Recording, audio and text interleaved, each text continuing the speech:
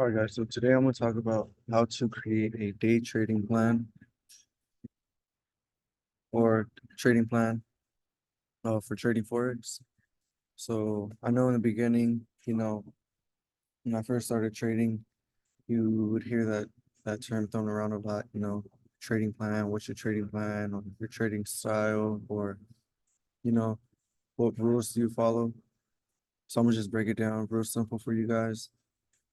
And yeah, so the first thing you want to determine is what trading style you are and what kind of trader you are. Are you a scalper, day trader, or a swing trader? The difference between them is a scalper, you're like in positions for minutes to maybe a couple, I'll probably say an hour at most. A day trader, you're in the market for like an hour, a couple hours, maybe for the day. And then the swing trader, you're in a position for days to weeks, depending on where you have your target set. So I feel like first you want to determine that. Are you a swinger, scalper, or day trader? Personally, I'm a swing trader. And then you want to determine which session, fits your lifestyle. Are you going to trade London or New York? So me being on the west side, I like to trade London session because just the way my schedule is set, I don't really have time to trade New York. If I did trade New York, I'd have to be up 5:30 in the morning, which is completely doable, but it just doesn't fit my schedule. So I decided to trade London because I get off work at 10:30, 11 p.m. By the time I get home, it's like an hour before London session starts. So I'm able to find, quick setup, enter it, and then, go to sleep and wake up, see how my position's doing. So it's just, whatever fits your schedule and work around that. So first you want to figure out what type of trader you are, and then what session you're going to be trading. Okay. And then after you determine that, you can kind of get into the rules you're going to follow. So not rules, but like confirmations, like you can't just see pin bar and say, I'm going to take a buy or sell here. That's just one confirmation. With my trading style, I'm trading with 5 confirmations. So this is them right here. And it's super simple to follow, especially if you know what you're looking for already. So I'm gonna break it down real quick. First thing I look for is structure on the weekly time frame. I want to see, is this pair moving sideways, clear uptrend, or downtrend. Okay, so that's the first thing I'm looking for. And then the next thing I'm looking at is the previous weekly candle close. So for this example, it's a Euro AUD, and I was looking at this right here. It was about right here. Okay, all this. So I was like, bet it's a downtrend. We created a lower low, lower high, and creating a lower low here. So I was like, the structure on the weekly time frame was the downtrend.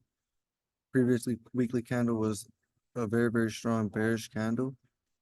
So I was, clearly looking for sales right here. So next thing I do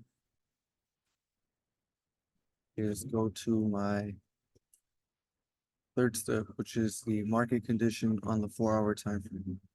So like I was saying, it was a clear downtrend. We have this clear trend line.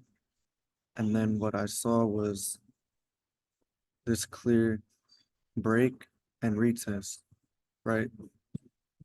So that's I guess you could say market condition and support resistance on the 4-hour time frame.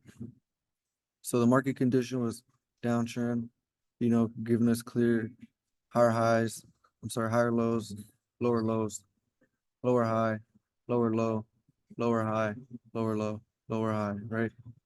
So then I marked up my support and resistance, right?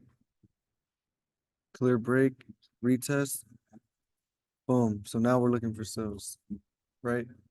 And like I said, you're not just gonna get a break and retest and answer right off the bat.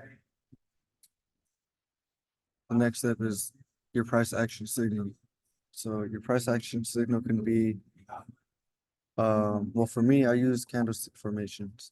So I like to use pin bars or bullish or bearish engulfings. That's like the only candlestick formations I really use because I feel like they work best for me.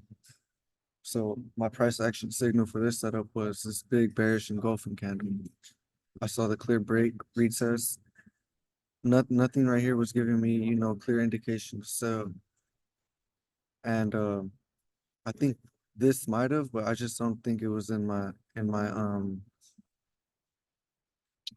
when I was on the charts. This could have happened during the day and I had no clue. You feel me? So as soon as I got home, got on the charts, I think I saw this big candle. So I was like, bet I'm gonna get in right here. Took the sell, and then I placed my SL and my TP. So I feel like you can also add that to your trading style.